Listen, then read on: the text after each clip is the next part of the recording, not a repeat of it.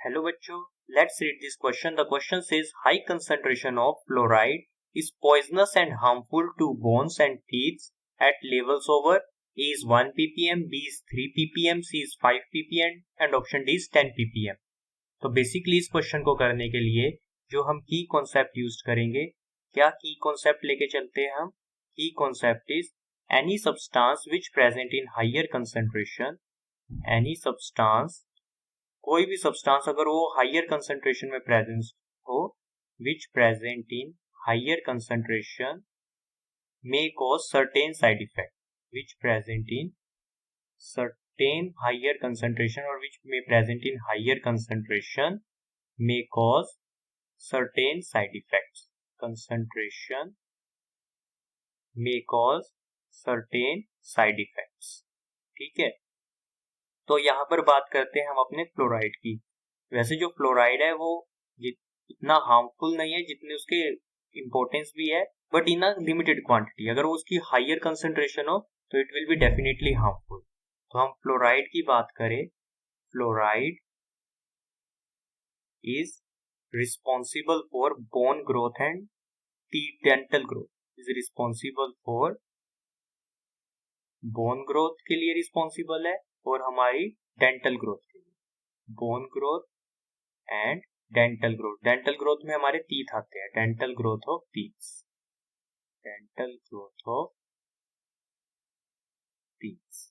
ठीक है, तो एक पर्टिकुलर क्वांटिटी और पर्टिकुलर कंसंट्रेशन में हमारी फ्लोराइड यूज होनी चाहिए, उससे ज्यादा होगी तो ये हमारे लिए हार्मफुल है। तो according to WHO 1984, according to WHO, वो WHO is world health organisation 1984, और किसके अनुसार? According to WHO Indian standard drinking water specification and Indian standard drinking water specification, drinking water specification 1991, drinking water specification 1991।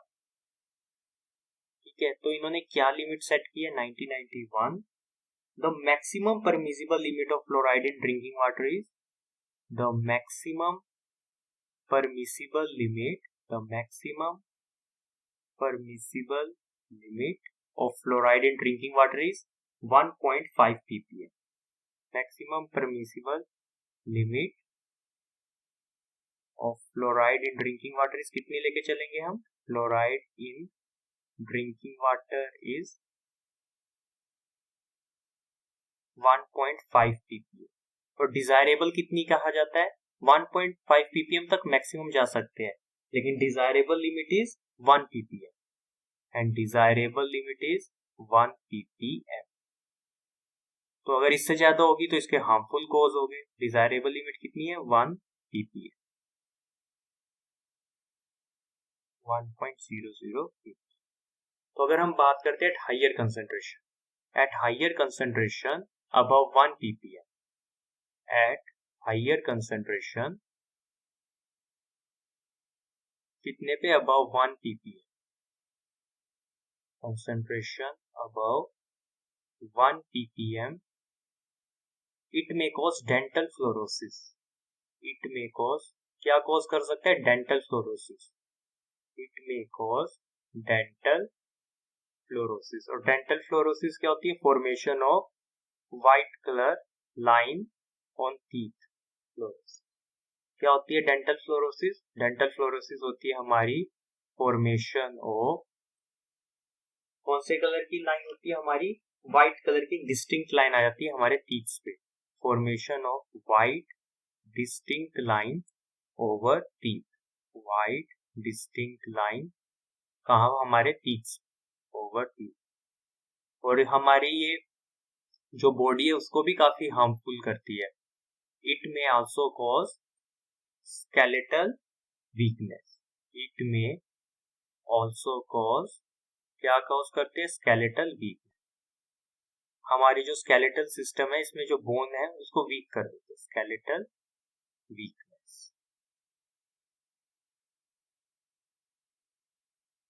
और अगर as compare to dentist की मानी जाए तो कितनी लिमिट तक हमारी जो फ्लोराइड है वो सुटेबल है?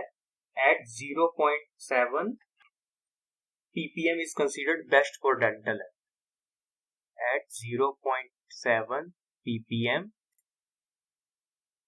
is considered best for dental. उससे ज्यादा हुई तो हार्मफुल है. Best for dental health. इतनी कंसंट्रेशन होनी चाहिए. तो हम जाते हैं हमारे ऑप्शंस पे. तो high concentration of fluoride is poisonous and harmful to bones and teeth at levels over option A 1 ppm. So hope you understand it well. Best of luck.